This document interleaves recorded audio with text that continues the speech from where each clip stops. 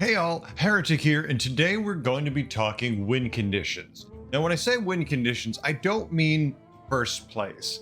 A lot of these cards are definitely first place cards. This is how you're going to win those games, but what I primarily am talking is finishing in the top 4. And these are going to be the cards that are going to help you finish in the top 4 or also win the game overall. So without over-explaining too much, that's the basis of what we're doing. So we're going to jump right in. We're going to start putting these cards out. And these are going to be the cards to help you get that. So first, we're going to start with Aggem. Aggem was cool when he came out. He's a little slow in the current meta.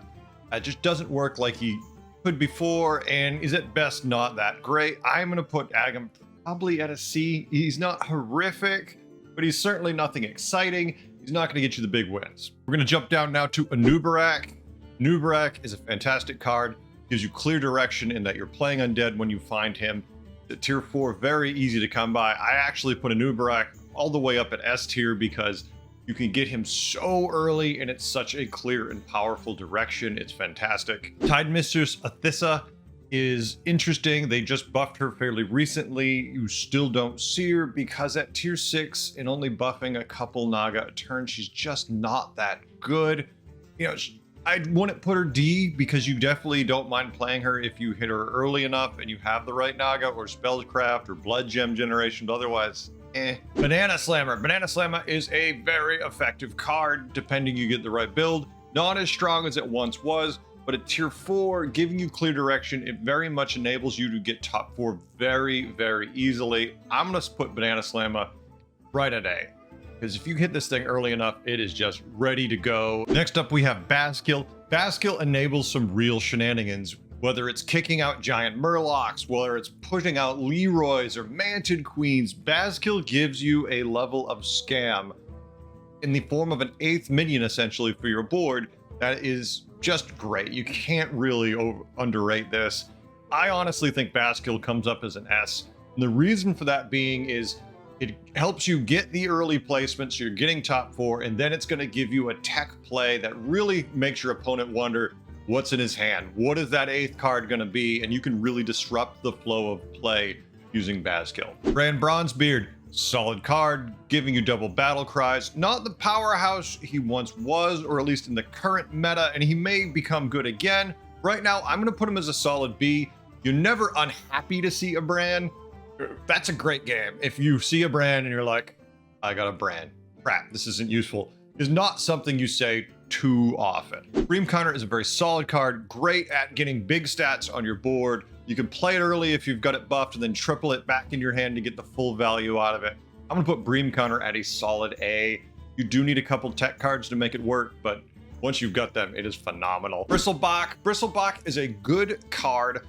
Very much able to get some good Quillbore win conditions, buffed out of control. The problem with Bristlebach is you have to get the full combo going for it to work at tier 6.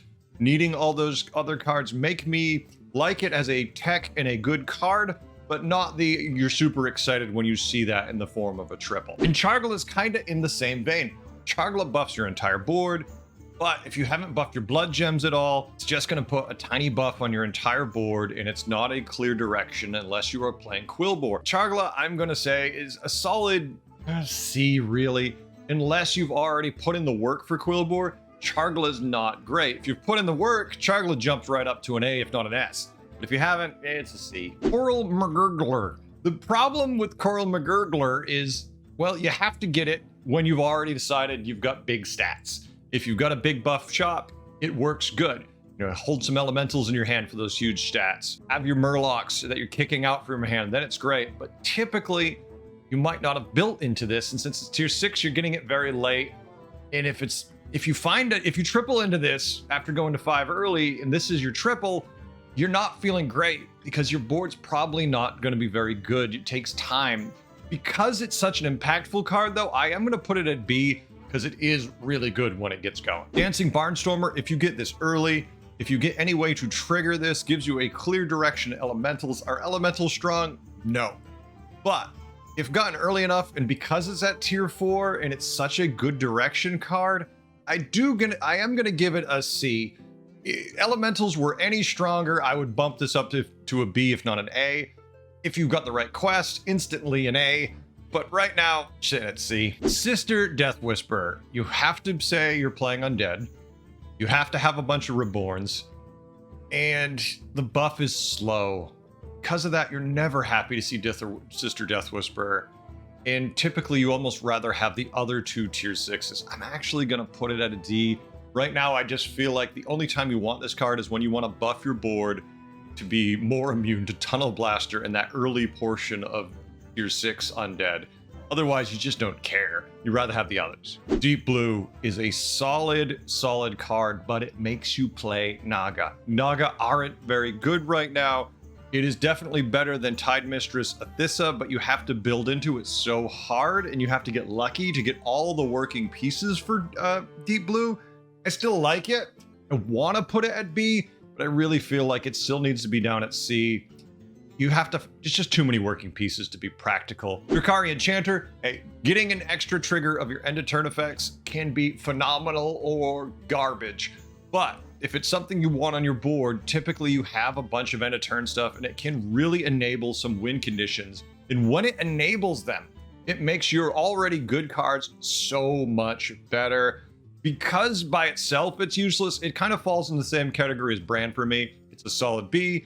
With the right board, it's phenomenal. With a mediocre board, it's something you'll consider, but you're not happy about. Eternal Summoner, it's a tier 6 undead that summons more undead that get bigger over time.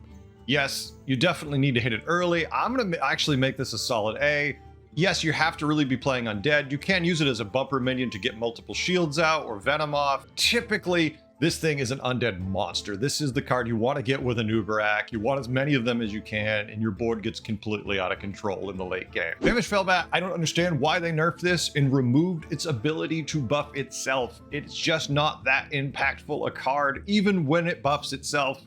I don't know what kind of eternal numbers they saw, but I don't understand the nerf. It's a solid D for me right now. I do not see myself wanting to play Felbat, and I don't think I've played him in weeks.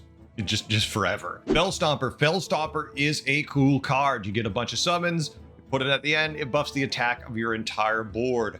I prefer Anub'arak over it because it's a permanent buff, but this works with every tribe also. It gives you a nice big attack buff. You could definitely build a Felstomper board. I'm actually going to put it as a solid A because it works with so many different things. It's very versatile. I like it a lot. Fleet Admiral Tethys. I love this card. Anytime I can play APM, I'm a happy person. Give me all the APM. Cycle. I'm happy. The problem with Tethys is it's tier 6 and you have to spend 9 gold to get a pirate. Yeah, you get 2 of these, you triple it, you're out of control, but well, I want to make this an A and I want to make this S. I love this card. Typically when you get it, it's too late or it's not enough by itself. You have to have the perfect board. So because of that, I'm going to put it as a C. Pirates are just not in a great place right now. Yeah, you could show me a million boards where they've done well, but typically when you triple into this as your only 6 and you're looking at the rest of the options you have, this isn't what you want to take. Greasebot, very much a card that was incredibly powerful, has been nerfed and buffed so many times, and now feels like it's weak, and it's in one of its more powerful forms, I feel. Because it has Divine Shield built into it. For a long time, they took it off it because they said it was too strong. But in the current format of the game, I feel like this card is weak as hell. It's a D. You will play it rarely, and typically it's when you triple into it, and the other 2 options are utterly useless. Kalecgos, probably the only way really to play dragons consistently and have a good chance at winning. Kalecgos, I'm going to say, is a solid A if you get it early enough. Buffing all of your dragons 1/1, doubling that effect if you've got a Brann to get extra triggers is huge. The problem with Kalecgos, like most tier 6s, is timing, but if you get them early, ooh, look out. Lightfang Enforcer. This card has been in the game for a long time. It was once a powerhouse, and I feel like it's still good. If you triple into this to a 5 and everything else is garbage, this is gonna give you good early tempo. If you can get double end of turn effects with this, it gets better. But it's still not going to win you the game, but it will get you a top 4. Because of that, it gets a solid mention at a C.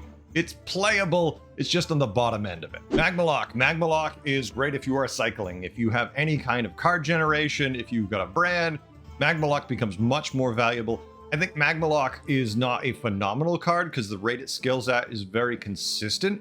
But that consistency means it's not a huge win the game card. It's a consistent win the game card, a solid B. Mamabear used to be a win condition. It still kind of is. It can get you top 4. It can buff your board to a decent degree of stats if you're playing Beast. It's just not sexy by itself as much. Because of that, it gets a C. It's kind of in the same world as Lightfang right now, but you mix it with other beasts, the right ones, it can be quite good. Nomi. Nomi has been a discussion card since the moment it was put in the game. Is it good? Is it bad? Well, did you get it on turn 6? You still might have lost because maybe you didn't find any elementals. Nomi is that potential card. That's the card where your entire board is 400/400s and they're out of insane elementals and you're going nuts, or you're dead on turn 9 because you didn't find a single elemental, or you found like 2. Because of that, Nomi's a C. Trap card most of the time, but every now and then, an amazing win condition. Prize Promo Drake and Teracgosa, I'm actually going to put in together. I wanted to merge them into a single card.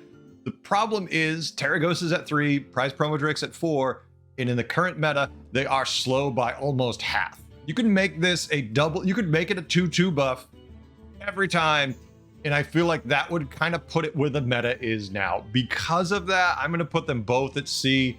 I'm just never excited to see them on the board unless it's super early. And even then, I need to get a really good board. And then I want to find a Kalecgos so I can win the game. But if you get this pair early, top 4 probably. Rock, nice, consistent stats. Getting to cycle. The issue with Rock is the same thing as Nomi. You need to find elementals and cycle a lot. And because Rock's at 6, that makes it even harder. But the effects are felt on your board much faster than Nomi. While Nomi just buffs your elementals in the future, Rock's buffing your entire board immediately. So that makes Rock for me a solid B, even though it's at a higher tier. Sometimes you just throw this on your board for a few cycles because you've got the space. You've got a triple. It made your board too small. And all of a sudden you're like, well, I might as well get some stats on it. Rock's kind of in a weird place. Rylak is such a polarizing card. For every lobby you're in where someone destroys the lobby, there's 4 other players in that same lobby who also tried to force Rylak because they saw the YouTube video where your favorite person X murdered the entire lobby with a ridiculous broken strat. Rylak is busted when he works and useless when he doesn't. So where do you put a card that's so polarizing? I don't like to play him because I have biases against him. And even though he's strong, I tend to ignore him unless I get him super early, but when you do use him, he is quite good. It's a question of when do you let him go. Because of that, Rylak kind of falls in that consistent category for me, has a B. Someone in your lobby is going to win because of Rylak. Even though it might not be on the board for the last 4 turns, what it does is going to make it so they can win the game. Scrap Scraper. This is the backbone of mech builds.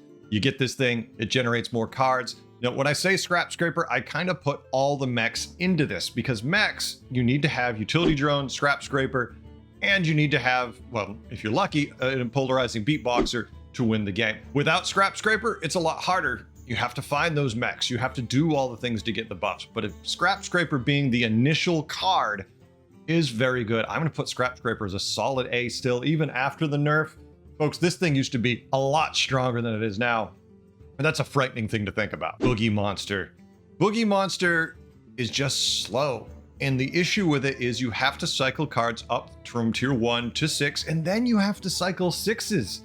Now, their idea of it is, I guess, you're going to cycle those first 5 pretty easy, and then you get to 6. But you'll have games where you can't find a tier 3 card, where you cycle like 4 refreshes, and you're like, well, I'm stuck at the 1/2 buff with a handful of 4, 5, and 6 cards, and I can't get the buffs. It's slow, it's weird. Boogie Monster, I'll put as a C because it can do very well if you get the right hero, the right quest. Boogie Monster can destroy the lobby.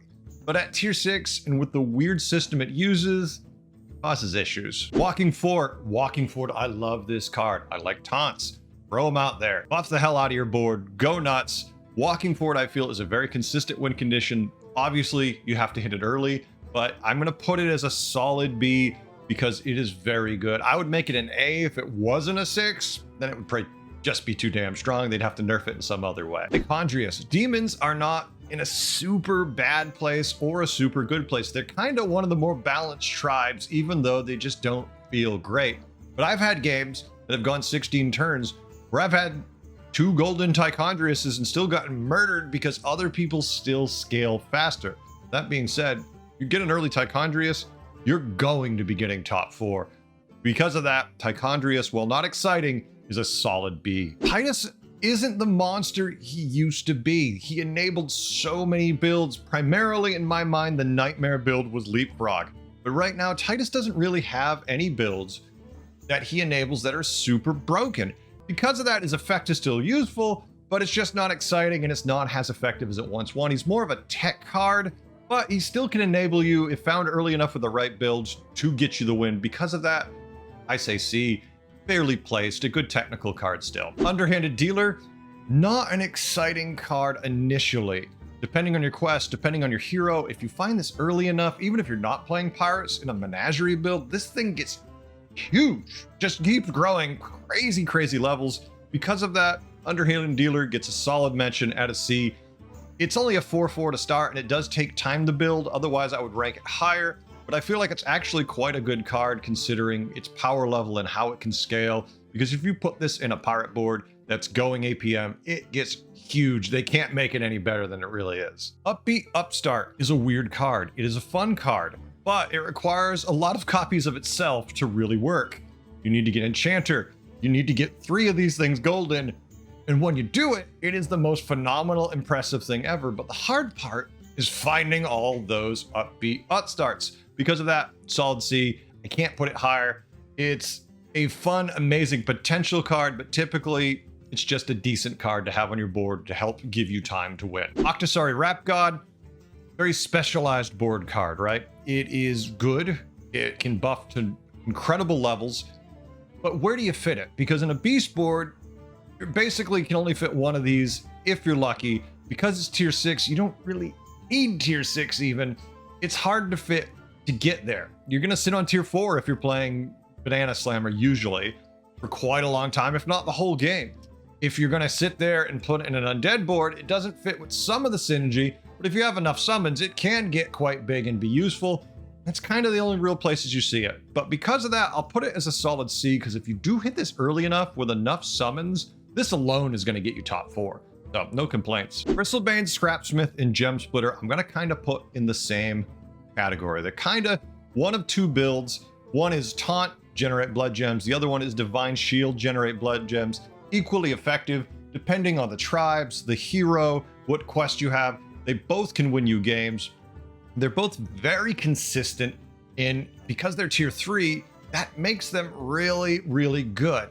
I don't want to put them at tier A, because obviously at tier 3, and all they're doing is making blood gems, you need a lot of pieces for them. But I'm going to put them in that solid tier of B, because if you get these in the right builds, they're definitely going to get you into 3rd or 4th place, given a little bit of luck. Sit on tier 3 for a little while, buff those blood gems, and you can win a game. Peggy Sturdy Bone is a good card. You just need 1 other pirate. You cycle a whole bunch.